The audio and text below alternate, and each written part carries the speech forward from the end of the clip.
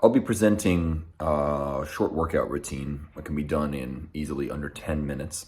And it's comprised of some exercises that have helped Parkinsonism patients in various ways. As I demonstrate the exercises, I'll explain how to perform them.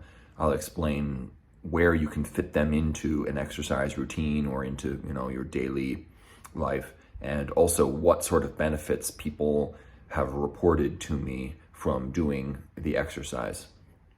Now, it's important to recognize that Parkinsonism manifests very differently in different people. And so, it's highly possible that some of these will work and others won't. It's also possible that none of them will provide any relief for you, in which case, I'll be sorry that I wasn't able to help. But hopefully that will not be the case, and you'll find some relief, some benefit from doing these exercises. The first exercise we'll be doing is called Shin Tao. That's Hsintao, if you want to look it up. It comes from China. It's a healing practice, and it's pretty simple. All you're doing is you're sort of pushing your hips forward and then allowing the rest of your body to slowly follow, as though there's like sort of a wave moving through your body, up your spine, through the top of your head and out your arms.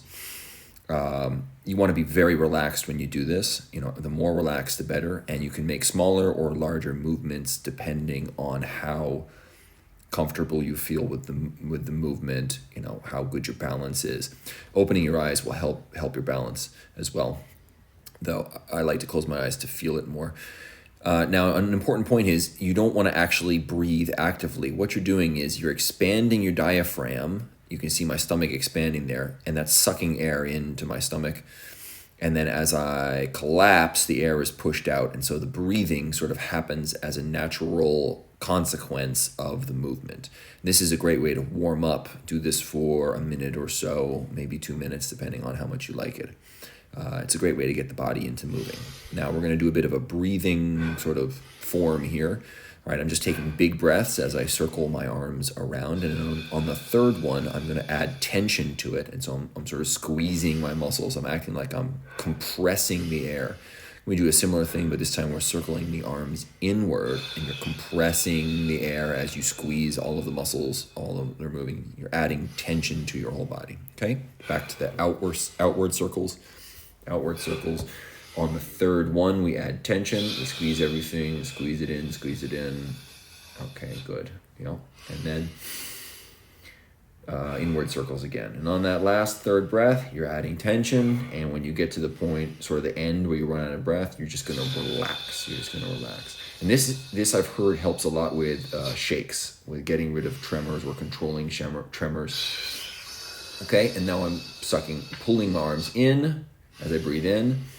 Nice big deep belly breath, and then squeezing, pushing it out. Bang. In and bang. There, the tension, and release it when you run out of breath. Okay, now we're going to do some exercises to help you prevent injury. All you're going to do is hold onto a table or a chair, and then you're going to be sitting down into a chair, but you're moving as slowly as you can. So what you're working on here is obviously the muscular strength.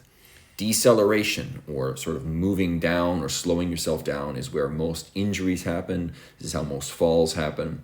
So we want to add strength to these movements. The slower you can do them, the better. The slower, the better. Now, you can also offset your feet so that you are working more on balance. And if you feel confident, you can release the table, but still have it there just in case you lose your footing or you lose your balance. And here's another version. This is a much more challenging version, is where one leg goes forward onto the heel, and so you're basically using one leg. You'll have to use a lot of upper body for this one if you want to try it. Okay, next, isometric exercises. Now these are really going to help in a few ways. They've been shown to reduce the pain associated with Parkinsonism. And what you're going to do is you're basically going to be pressing against something that does not move. So in this case, I'm pressing my back leg, my back foot into the door there, and obviously that's not going to move. but it's activating the muscles all in both of my legs, right? The planted leg is balancing, so that one's active, and the other leg is pushing into the wall. You wanna go to as hard as you can push, but you don't want to go as hard as you can push right away, right? You want to slowly build up to it over the course of 1 or 2 seconds. And then in the beginning, only push as hard as you can for about 1 second, right? Only push as hard as you can for about 1 second. And then you can slowly add time as you get used to the movements. They'll be difficult first. I pulled a chair in there to show that for any of these, you can use something to help you balance.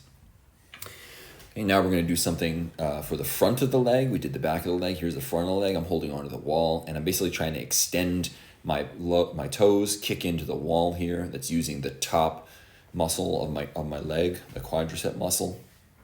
Make sure you use both legs. And for all of these, you can do about 1 or 2 sets to begin with, right? And then as you get used to them, you can add more sets. So here I'm pushing in with the side of my foot. So this is working the side of your leg, and this is going to help a lot with balance. You can see I'm using the chair and the wall, but if you feel comfortable, you can try it just standing on one leg. That will challenge your balance a little bit more. Do what you're comfortable with, but also you want to add a bit of challenge to it so that you're improving and progressing. So this is the lower body isometric exercises. Okay, next thing we got here, I got a towel. A towel will work fine. This is a bit of a short towel. You can use a longer one if you like. I'm putting it under one leg, grabbing it with the opposite hand, offsetting my other foot, and then I'm trying to pull it up, right? So it's like, trying to lift yourself up by your bootstraps. Well, that's basically what I'm doing. Now make sure that your lower back is straight there. Okay, you can see my lower back is nice and straight. Okay, I'm not bending my lower back. And this will help a lot with your ability to pick things up safely, right? It's going to help with your lower back strength, right? Also, your core strength, since you're pulling across your body. This is also pretty crucial. You want to have that core strength dialed in. Okay, now I'm going to use the same towel, and basically what I'm going to do is try to pull it apart and shrug my shoulders back and down. Okay, back and down. So you can see here from the side, my shoulders are back and down, and I'm trying to retract them even more, pull them back even more. This is going to help with your posture, which is something that goes in Parkinsonism. Sorry. Okay, I'm sitting here, I'm grabbing both knees. Again, shoulders back and down, and now I'm pulling my elbows towards my back pockets. Okay, this is going to help strengthen your back muscles. And you can see my chest coming up there. Again, good for the posture, very good for the posture.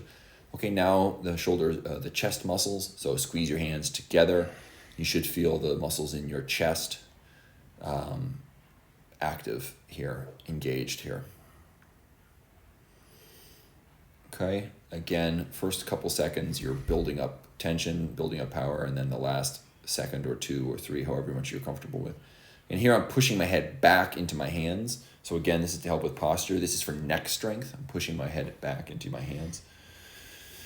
Okay, and now I'm going to do full body tension. So basically, I'm just going to try to squeeze every muscle in my body. And as I'm doing this, I'm scanning my body for muscles that don't have tension in them, and I'm trying to add tension to those muscles. You can also do this with a chair, and you only need to do this for a second or 2, like with all the isometrics. Here I'm just finishing with some Hsin Tao to put myself into recovery, to tell my body that I'm done training and that it's time for it to relax and recuperate.